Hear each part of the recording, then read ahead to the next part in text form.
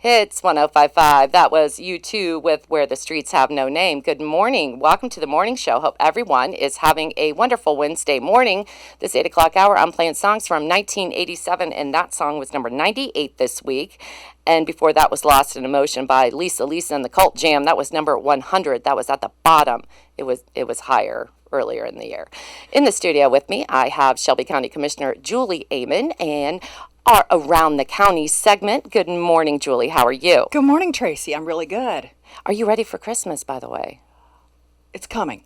It's coming, yeah. Christmas is coming whether you're ready or not, but I just try to have my little steps in place. So I think we're getting each little step done in time. So that's just kind of how my life rolls. Okay, what's the next step? What's the next step? What's the next You know step? what? That's good, though, to break, not, because you look at the overall picture and you're like, oh, you get You get overwhelmed. overwhelmed. So just step by step. That's good. Break it That's down good into advice. steps. Yeah. Yeah, that's great. Yeah. I like that. So today I came to talk more directly about what the actual commissioners do. I've talked about lots of little on the sides, but I wanted to give an overall picture. As some people are aware, I'm sure a lot of people are not aware, Commissioner Giozzi and Commissioner Bornhorst have both said that they are not running in the next election. So at the end of 24, they will both be retiring. They have plans to spend with all their grandchildren, and both of them have numerous grandchildren, and that's what they want to do, which means that people that are interested in being a commissioner are circulating petitions right now. Okay. Because those petitions are due the 20th of this month. And I had someone say to me, well, you need to talk more about exactly what a commissioner does. Yes. Because some people think, well, you just have session on Tuesday and Thursday, and that's all you do. And that's not exactly all we do. So I came in with a list, and I'm always available to talk to anybody that wants to know more about what commissioner does. But according to Ohio Revised Code, we are the budgeting and taxing authority. So right now we're currently working on the 24 budget, meeting with all the different departments, talking about their personnel needs, their equipment needs, anything and everything that has to deal with their budget. And then, as you saw in the last cycle of elections, there were some tax levies to vote on. The health department had asked for a levy. The historical society had asked for a levy. Both of those entities have to come to us and explain their need, and we have to certify that and approve the fact that they want to have something on the ballot to have a tax. So then we are in charge of hiring lots of personnel and overseeing those personnel. So maintenance staff and people that work within the commissioner's office are all underneath us. We have to oversee the maintenance and construction of county buildings. Buildings that come to mind real easy are the courthouse, the jail, and we're just in the process of finishing up building a new county garage. We work with the engineer to improve and maintain county roads and bridges. We've talked about the hundreds of miles of roads that he has to maintain. Well, he has to do that in conjunction with the commissioners. So we work with him on that. One of the big things that Commissioner Bornhorst has taken on as one of his roles is the Board of Revisions.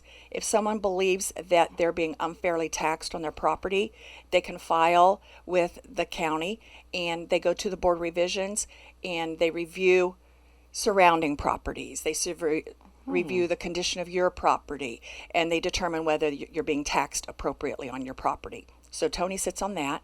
We develop and implement county policy. Recently we had issue 2 passed regarding recreational marijuana. Within our county entity, what does that change for us? What doesn't that change for us? And so we have to communicate that to the employees. And so we're in charge with developing policy.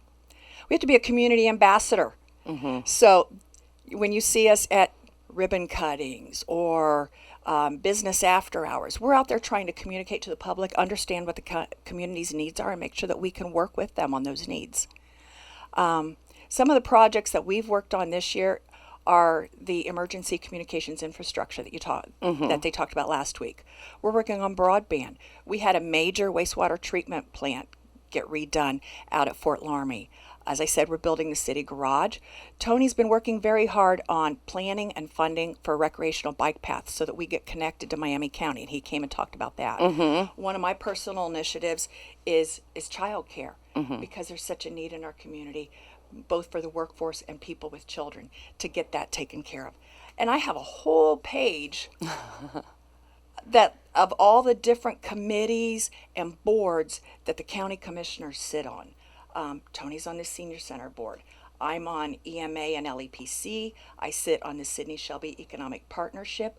Bob is part of the North Central Ohio Solid Waste Management Executive Board.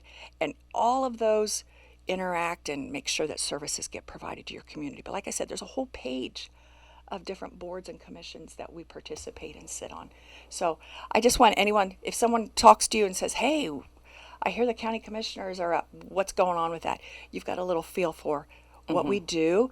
And, if you've ever got any questions, again, don't hesitate to call me, 937-498-7325, or look up our website, Shelby County, Ohio. Google that, you'll find us. There's lots of information there. Okay, so when you decided that you were going to run for Shelby County Commissioner, what was your major, this is what, I'm going to do this. What made you decide to run? Well, as you know, I had worked in local government for some time. I was a councilman for Anna, and then I was mayor for the village of Anna for 12 years.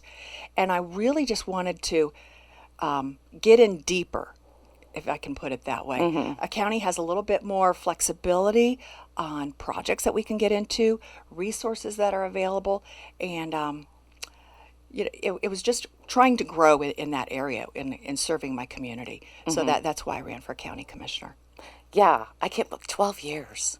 Because when I first met you, you were the mayor of Anna, and I met you at story time, and just how kind you were, and just like instantly. When I'm sure some people won't say that, but well, you were kind to me.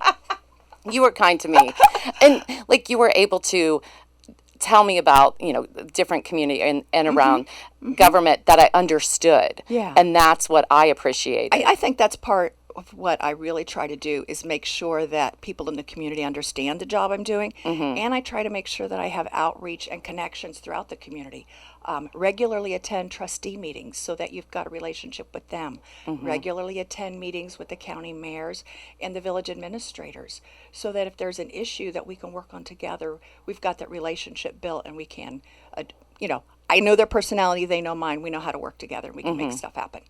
Yeah, and you do your research. You look it up and you do your research. That way you are prepared. You're always prepared, and that's what I enjoy about you. I learned that when I was in pharmacy school. You are not going to know all the answers. You just got to know where to look for them. So that's what I try to do. Yeah. And so I always love that. If you're in a big crowd and you had to describe what you do in 60 seconds, that's why I know you've got to have an elevator speech, and it's so hard when it's so varied. Yeah. And then you walk away and people are like, oh, they don't really do that much. Well, it's yeah, just because it's varied. Got a page. I got a page. Yeah, you do. Well, I can't believe they're going to retire and go off and spend time with their grandkids. What? No. Tony mentioned that he was at Fort Laramie's band concert. I think the choir might have been involved too. But he had 7 grandchildren there that evening that he got to nice. see. So that is awesome. I think too many so, people too. can manage to see 7 grandchildren in one event. That was cool. That is cool. And again, if you are listening and you got a year to you got a year. When does the campaign is next year, right? Next year will be the election, but people that are interested in running have to have petitions in by the 20th of this month. So that will be here in a hot second. Oh, yeah, it will. Yeah, it will. Yeah. Yeah, well, this will be interesting. All right. Okay, well, thank you so much. That was Shelby County Commissioner Julie Eheman with Around the County. Well, we will check in with you next week. And again, you can get on their website for more information and how the county works. And there's a whole lot to the county and the 3 commissioners. We got to thank them for doing all their hard work, because you said you're around there a lot. You got ribbon cuttings and committees, and you're very busy. We love it. Good. So all 3 of us have really enjoyed it. Yeah, good. I love it. That's our Shelby County. Thank you so much. All right, coming up next, this song. Of course, I lost my list, Julie. This song was number 96 this week back in 1987. It's Levert with Casanova. It's Hits 105.5.